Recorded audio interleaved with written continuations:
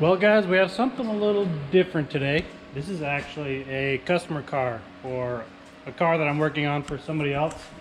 I think this is the first time that I've really shown someone else's car besides just my own projects. Here my GC is sitting over here. And here we have a sedan, which this makes me even more excited to get mine going. So this thing's pretty sweet. Obviously needs paint, but we have I don't even remember what year this is. Could probably look, but it doesn't really matter. They're all pretty much the same. But we have a GC sedan, and what's sweet is this has a complete 05 STI swap, drivetrain, harness, even the dash. So very much potential to be a fun car. Finally got it going. Someone else got it going, and we are just going to be doing a little bit of mods on it, do some TGV deletes, and then we can get it back together and get it ready for the customer to go drive, register, and then we can, I don't know about me, but then they can start worrying about paint and bodywork. So really, first thing first is, obviously intercooler is already off, but we need to get this intake manifold off, which can kind of take a little bit of work. So we're just going to bust it out real fast and we can get to the TGVs.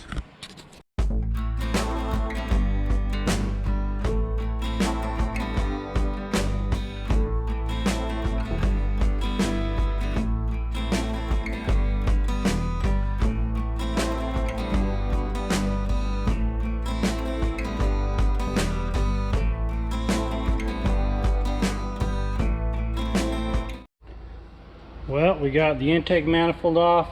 Man, what a rat's nest. I'm so used to working on my car where everything is literally, like, I can get the intake manifold off in like 5 minutes. All of the crap's deleted, so you don't have this rat's nest of hoses and wires. Everything that is there is essential and has a purpose.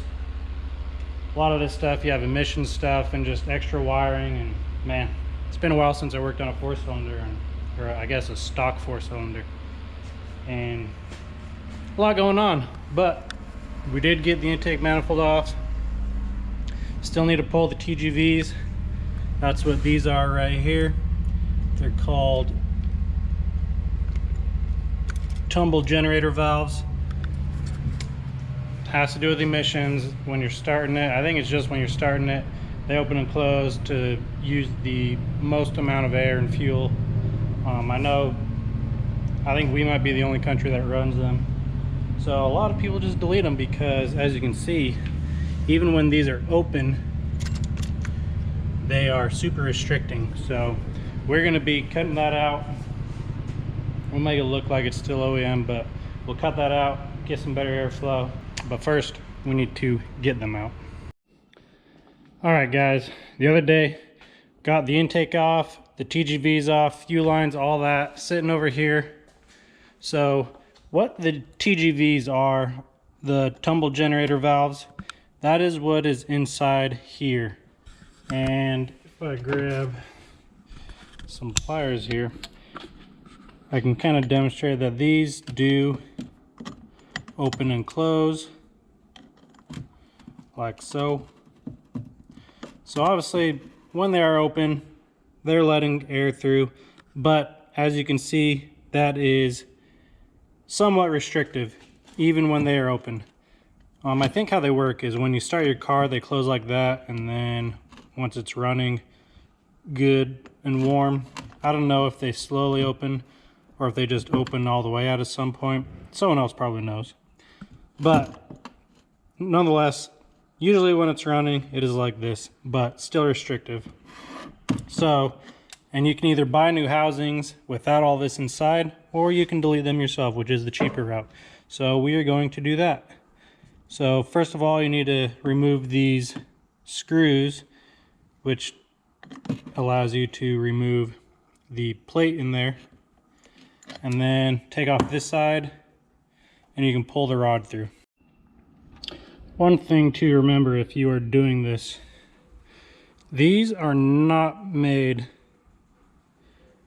to, if this will focus, you can see there how it is kind of tapered on the end. This is the end of the screw holding these in. They probably do it so there's no way of backing out and falling down into your valve train. But so that makes it so you cannot use a screwdriver and just unscrew them because of that taper on the end. So I just drill them out like so, and then you can just pull the flaps out afterwards. Okay, so once you have the screws out, you can just pull the flaps out. I took off the other side of this. This is the drive motor, and so it leaves it under tension. But if you remove that, you can just turn it by hand and it'll stay where it's at. If you keep that on it, then it will kind of be under spring pressure and want to close on itself. But I should be able to.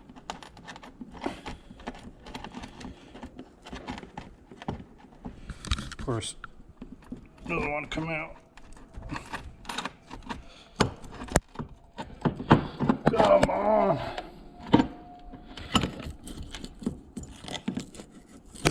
There we go. Like so. These are the valves.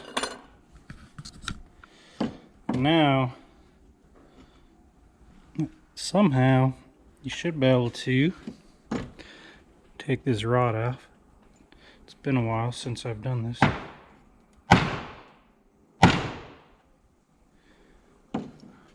I'll have to figure out how to do that real fast.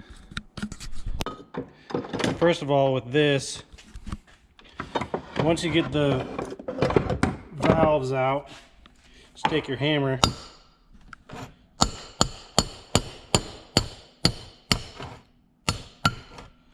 tap tap taparoo, and this whole rod will slide out like so. And so this is how the engine knows where the valves are. You obviously have this side is the motor. This is what opens and closes it. Then on this side, there's a sensor that tells it how far it's open and closed. So really, it'd be nice if you could just take this out, put your sensors back on, and trick the computer into thinking they're there. But since these have to be connected between the two sensors, you can't really do that, unfortunately. So you could just put this back in, and yeah, you'd still have a little bit of obstruction with this, but I don't know, if you're going this far, you might as well just clean them up all the way. So now we need to cut out these dividers, which, as you can see, is creating a pretty big obstruction of air. And how we do this is with the Sawzall. All right, you need to get your housing into a vise. If you don't have a vise, you probably shouldn't be working on cars. But yeah, get her in a vise. I am using a Sawzall.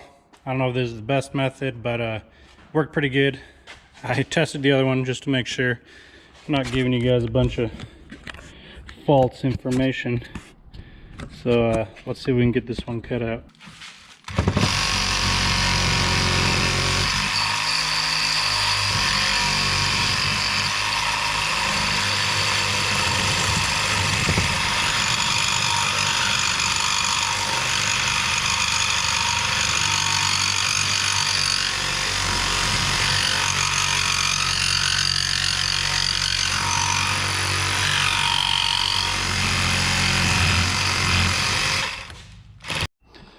Now when you're doing this, your biggest concerns is marking up this edge here, because obviously this is a gasket mating surface, so you want them to be as clean as possible. And then when you're cutting these, you want to leave as much or the least amount of material on the edges as possible, because we have to remove all of that. So you want to get as close to the edges as possible, so that saves you work down the road. Okay, both sides are cut out. Now for the fun part. I'll be using these grinder bits. The name of them just left my head, but these are used to grind down metal, things like that. Deburring? I don't know. I can't think of the name. I'm using this Milwaukee die grinder.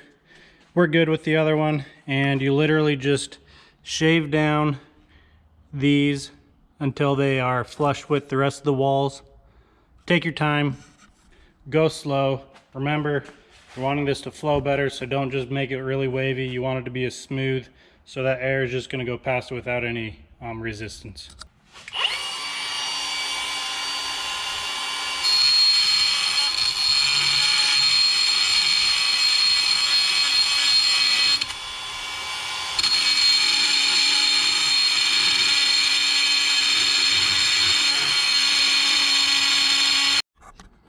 So this is kind of what you're going for. Cover that light, help you see a little better. As you can see, it's very smooth where I've cleaned it. This one still there, and then here it just looks like there's nothing there. So you just keep working that down with the grinder until it is gone. And the other side takes some time, but it does a good job and smooths it up really good. I had to change bits. This one's a little more aggressive, so it takes material down faster. And then I will switch over to this bit that is a little smaller and doesn't have as sharp of a curve here, so I can really smooth it out. Okay, so we have the first pass of everything with the first grinder bit, and that just kind of gets the big material out. And with this, like I said before, I'm just gonna kind of shape it out and smooth them out so that we get good smooth airflow. Okay, these are both done now. So once you get them fully shaved, clean, looking good on the inside, now you would think that you'd just be able to throw these back on, put them back in the car, good to go. But where this rod went through, that is all of a sudden a vacuum leak or a boost leak, wherever you are in the throttle. So we need to plug that. And I usually do that with a threaded plug. I'll find the size, thread it, and then put that plug in. Nice and easy. So, but I don't have a plug, so I'll have to get that tomorrow. I'll figure out what thread it is and see you guys tomorrow. All right, guys, we are back out here working on the Subaru, finishing up these TGV deletes. So where we left off, we got them all shaved. Now it's time to plug these ends where the rods go through. I'm going to be using a 3/8-16 tap, thread these, and you can go and buy a 3/8-16 plug that can thread right into these. Don't have to drill or anything, just get the tap, good to go. And then when you're tapping, I wouldn't recommend going clear through, just because that will give the full thread diameter. But if you just kind of start going through, so that way you don't fully taper the threads out. That way when you put the plug in, it will hold tight because it's a tapered thread. But if not, then it'll just be able to screw easily all the way through. That way if they do come loose, it's not going to go into the motor. You'd rather have it back out than go in. We will be, I actually use JB Weld when I put these in. I've done it before, lasted forever, so JB Weld is pretty tough stuff, so that's what I do. All right, got these all cleaned up, looking good, ready to go in the car. Obviously first, we need to put these plugs in. Here we just have a 3/8 plug. Seeing how we threaded those, they will go in like that. I have some JB Weld ready to mix up. If you've never used JB Weld, it's just 2-part epoxy, mix it up, gets really hard, very durable. So let's mix this up and then we can put some plugs in. All right, got our plugs all ready. So what I like to do is just roll these in it. You don't need a whole lot. And then just thread it in. You don't want to go too deep, because you don't want to mess with the air, just like that. Have the epoxy in there, plug in there, and I promise you that is not going to go anywhere. Like I said, I've done this before and had zero problems. I've JB welded other parts on a car, haven't had any problem. Obviously, doesn't work for everything, but stuff like this, where you just want to put a bolt in there and not let it move, works very well. I've even done this with exhaust bolts, where obviously that's very hot, harsh condition, it's never backed out or broke or anything. So JB Weld is very good stuff. So let's get the rest of these in and we can put the sensors back on. All right, TGV housings hooked up back to the fuel rails. Everything went together good. We are now ready to officially put this car back together, I believe. I tried cleaning up a little bit in the engine bay, but it is pretty nasty, so I think that's going to be a job for when the engine comes out, whenever it does.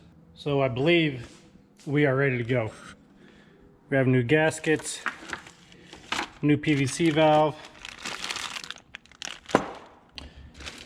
and a new turbo inlet. This wasn't bad yet, but you can tell that this was getting very soft. So figured, hey, you know what? There might be a crack right there actually. So that's just one of those things. If you have the intake manifold off, just change it. So we did get a new one. We'll slap that on there. But sadly for you guys, I think we're gonna end this video here. We're at a good milestone where we got the TGV deletes done. Now we just need to put it all back on the car. I'm gonna clean up the manifold, make it look good, but we'll do that next time. So thank you guys. Catch you on the next one. Peace.